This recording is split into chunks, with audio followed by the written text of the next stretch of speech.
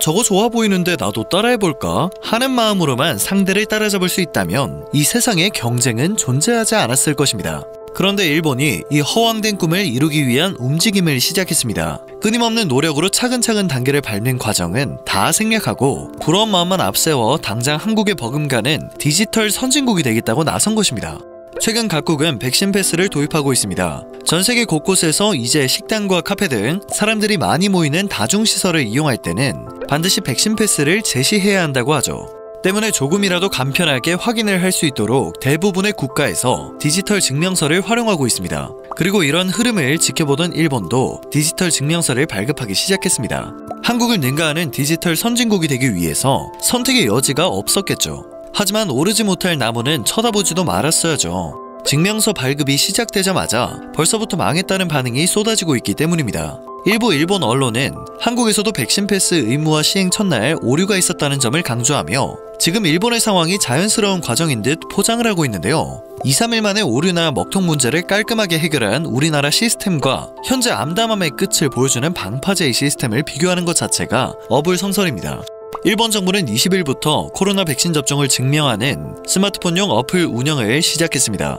해당 어플을 통해서는 이름과 접종일 등 정보가 담긴 백신 접종 증명서를 발급할 수 있는데요. 발급된 백신 접종 증명서는 두 가지입니다. 국내용은 음식점 등의 출입을 위한 백신 패스용으로 해외용은 공항에서의 입출국 수송용으로 쓸 수 있었죠. 사용자들은 어플리케이션을 실행한 후 국내용에는 한국의 민증과 같은 마이넘버 카드 정보를 입력하고 카드를 취득할 때 설정했던 비밀번호도 입력을 해야 했습니다.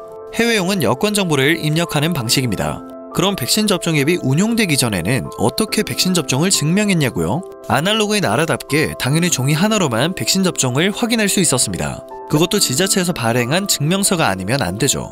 우리가 스마트폰을 통해 1초 만에 쿠브 어플이나 네이버 및 카카오 QR코드로 접종 완료를 인증할 때 그 많은 인구의 일본인들은 주섬주섬 종이 쪼가리를 꺼내고 있었던 것입니다.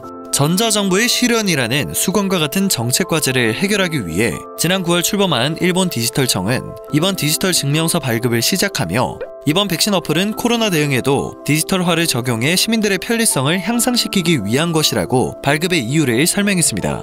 뒷북을 치면서도 아주 당당하고 자랑스러운 모습이죠. 자신감이 넘치는데 이번엔 제대로 이를 갈고 준비한 건가 싶었지만 역시는 역시였고 일본은 방파제였습니다. 어플 공개 첫날부터 심각한 오류가 잇따르고 있는 건데요. 일본인들의 SNS에는 접종 기록을 찾았다라고 나오지만 접종 횟수와 접종일 모두가 0으로 표시되어 있거나 아예 백신 접종 기록을 찾을 수 없다라고 나온다는 글들이 줄줄이 올라오고 있습니다.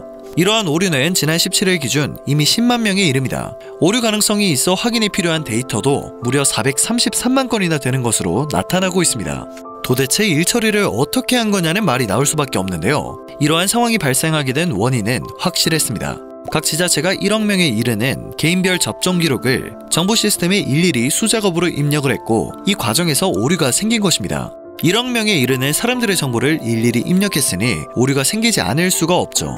창피함은 일본 정부의 몫이 되고 있고 일본 내부에서는 정부의 백신 접종 기록 시스템 VRS에 등록된 정보의 오류와 누락 사태가 완벽히 해결되지 않은 상황에서 백신 어플을 운용하고 전자증명서 발급을 시작했다는 지적이 쏟아지고 있습니다.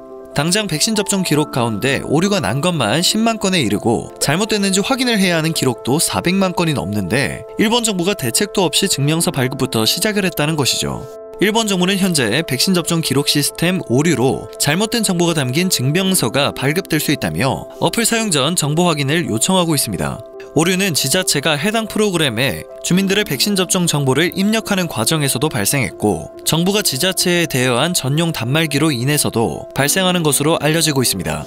문제는 또 다른 곳에도 있습니다.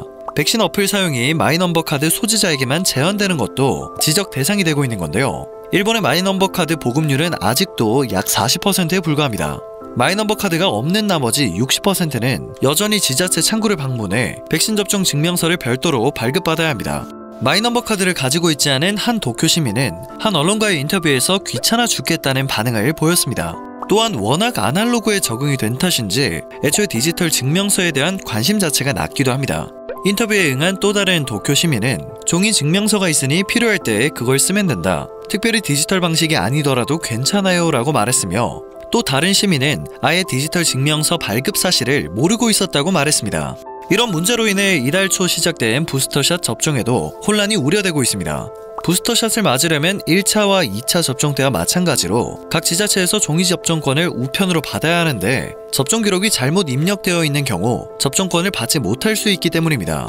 급이 달라 절대 비교 대상이 될 수 없는 한국의 일시적 오류를 운운하며 자기 위로를 하던 일본 언론도 어라 정신을 차렸는지 잘못된 증명서 발급이 혼선을 부를 수 있는 만큼 접종 기록 수정부터 서둘러야 한다고 지적을 하고 있는데요. 과연 지적을 받았다고 해서 달라질 수 있을지가 의문입니다.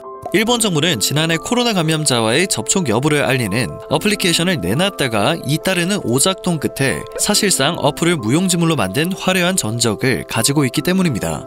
이번 사태에서 알 수 있듯 일본 사회에는 여전히 종이 문화가 깊숙이 자리 잡고 있습니다. 관공서 자체도 워낙 아날로그 방식에 익숙하다 보니 디지털화가 뒤처져 있다고 해도 그다지 위기감을 느끼지 못했죠. 그런데 이것을 180도 바꾸게 된 계기가 바로 코로나였습니다. 우편이나 팩스를 이용하는 느린 행정 탓에 일본은 코로나 방역에 차질을 빚었고 뒤늦게 디지털청까지 만들며 역량에 집중을 하고 있는데요. 생각보다 아날로그의 늪을 빠져나오기가 힘이 든가 봅니다. 아직도 낡은 아날로그 행정에 발목이 잡힌 모습이죠. 일본 벤처 캐피털인 리브라이트 파트너스의 에비아라 켄 대표 파트너는 입국자의 체크인과 백신 접종 이력, 코로나 검사 이력 등이 하나의 앱에서 관리되는 싱가포르의 사례를 언급하며 일본은 세계의 웃음거리가 됐다고 지적했습니다. 한편 한국은 코로나 대응에서 IT 강국다운 면모를 유감없이 보여줬습니다. QR 체크인과 백신 사전 예약 시스템, 백신 접종 확인 등 코로나 방역의 중요한 변곡점마다 정부와 IT 기업들이 신속한 시스템 구축과 시민들의 높은 참여로 위기 상황을 극복할 수 있었죠. 특히 한국의 경우 백신 수급 문제로 접종이 늦게 시작됐지만 편리한 IT 시스템과 시민 참여가 만나 사회 질서를 유지하면서 어느 나라보다도 빨리 접종률을 끌어올릴 수 있었습니다. 이 과정에서 많은 IT 기업들이 자신들의 역량을 동원해 사회 안정에 이바지하기도 했습니다. 각각 국민 포털과 국민 메신저로 불리는 네이버와 카카오가 대국민 서비스를 전달하는 중요한 매개 역할을 담당했고 시스템 안정화에 기여한 LG CNS와 베스핀 글로벌 등 IT 서비스인 클라우드 기업들도 해결사로 불리며 활약을 했죠. 또 폭발적으로 늘어난 비대면 환경에도 안정적으로 망을 운영한 통신사와 해킹 등의 위협으로부터 시스템을 지켜낸 보안 기업들 역시 보이지 않는 곳에서 최선을 다한 숨겨진 영웅이 있었습니다. 반면 일본에서는 충격적인 일들이 연달아 일어났습니다. 대표적으로 코로나 확진자와 접촉하는 즉시 그 사실을 알려주는 스마트폰 어플 코코아의 경우 감염 확산을 방지할 수 있다는 점에서 화제가 됐는데요. 안드로이드 버전에서 4개월 이상 제대로 작동하지 않았던 사실이 뒤늦게 밝혀지며 이용자들에게 충격을 안긴 바 있습니다. 이것만 보더라도 일본의 지금 통계는 조작과 날조가 숨어 있다는 걸 알 수 있는데요. 디지털화는 업무의 효율화를 위한 것입니다. 국민들에게 가장 필요한 서비스를 신속하게 제공하고자 시도되는 것들이 많은데요. 오히려 일본에서는 현장 업무를 가중하고 불편과 혼란을 안겨주는 등 일의 근본은 있고 사소한 부분에만 사로잡히는 사태가 벌어지고 있습니다. 일본이 기술적으로 한국 기업을 상대로 최첨단 경쟁에 뛰어드는 것조차 불가능한 상황이 되었다는 일본 경제산업성 고위 간부 출신 고가 시게아키의 한탄이 떠오르네요. 오늘 전해드릴 소식은 여기까지입니다. 영상이 정보가 되셨다면 그것만으로도 정말 감사드립니다. 늘 새롭고 유익한 뉴스를 전하는 로버튜브 되겠습니다.